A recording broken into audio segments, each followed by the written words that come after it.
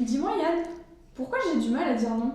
Alors attends, je vais t'expliquer. Pour être très clair, ce n'est pas que tu n'es pas capable de dire non, c'est que pour toi, intérieurement, et ça date très certainement depuis très longtemps, le fait de dire non, c'est prendre le risque d'être rejeté, de casser le lien en fait avec la personne justement qui te demande quelque chose.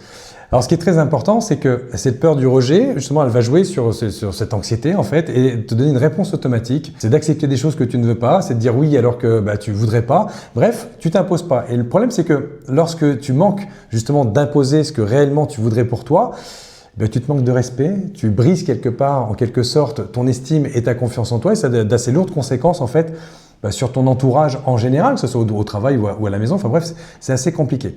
Donc la première des choses, en fait, c'est réaliser que c'est pas parce que tu vas dire non à quelqu'un que tu vas forcément abîmer la relation. D'ailleurs, si la personne te demande quelque chose et qu'elle n'est pas en mesure d'accepter que tu n'es pas OK, il faut se poser la question d'ailleurs de la qualité de la relation, en tout cas de la nature de la relation, parce qu'elle ne serait pas forcément bienveillante. Et puis, je te dirais que finalement, si tu n'as pas envie de quelque chose, tu ne dois rien à personne.